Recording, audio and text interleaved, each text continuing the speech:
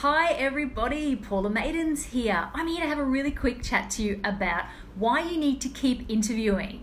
When you are recruiting to grow your team, I don't care if you're hiring or looking for a new subcontractor, employee, casual, anybody that's going to join your business, you need to make sure you keep interviewing, keep meeting with people until you have at least 3 people with which you can compare and make a decision. It's the absolute key to success because you always need to be able to compare a range of skills, experience, the way people like to work, and the price, how much those different skills cost, for example, compared to different skills and experience levels. And I want to share with you 2 situations that I've faced personally in my own businesses where, I've had the desire or the inclination to not follow that process, to not keep going through and interviewing multiple people, and how I'm really pleased I did. So the first situation was quite a few years ago. I was hiring a studio manager for our yoga business. Now, I had been through the process, I'd put the advertisement out there, I'd shortlisted candidates against my must-have criteria, and I'd started interviewing people. And the people that I was interviewing were feeling pretty good, and I was feeling like I had some great candidates there. A few more applications came in, and every bone in my body that wants to reduce the amount of work that I need to keep doing, wanted me just to ignore those applications, not even open the CVs. But I knew that I had to follow the process and check the CVs, check the applications, check if they met my criteria, and if they did meet my clear criteria, invite them in to be shortlisted. So I went through, and of those 4 new applications, one of them looked pretty good. She met my criteria. So I hopped on the phone, had a chat to her, invited her to come and meet with me, and lo and behold, she was actually better than the people I had met before, the people that I had thought were previously good enough to choose from. So that's one of the big reasons that you never want to make a hiring decision, whether it's a subcontractor, an employee, a casual, based off just meeting one person, because they might seem fine, but you don't know what else is out there. You don't know what you don't know. You don't know if there's somebody else that's better out there, more suited, more skilled for you, your team, and your business. So a second situation that I faced very recently, in fact just last week, I'm hiring a new virtual assistant to work with me, and I had lined up 3 interviews. I spoke to the first person, who seemed pretty great. They seemed to sort of meet all my criteria, and I gelled with them really well.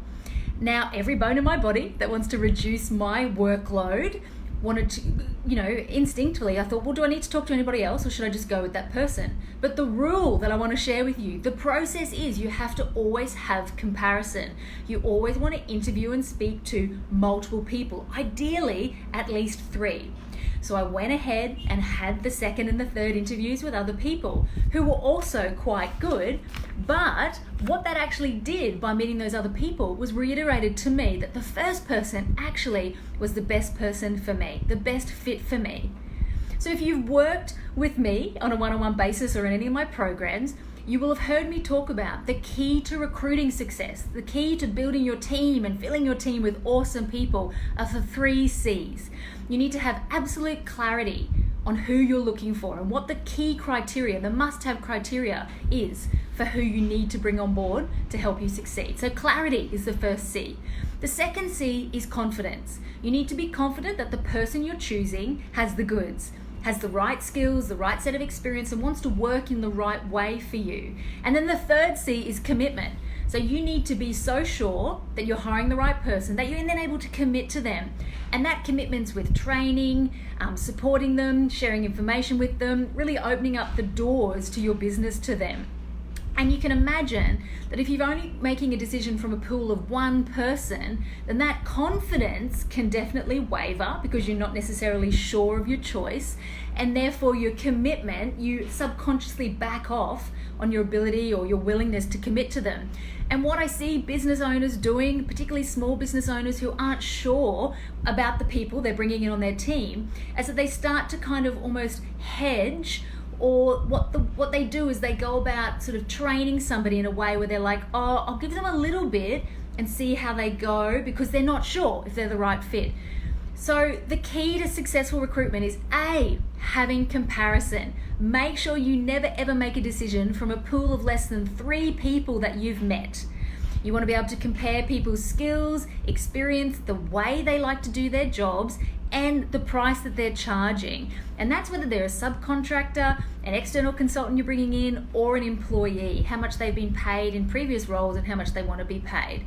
You want to be really sure what you're looking for from the outset. So you need to be clear, what do I want them to do? What are the skills and experience I need them to bring to the role to be successful? And how do I want them to work with me as a leader so that we're both successful in growing this business forward? So guys, I hope that's been helpful.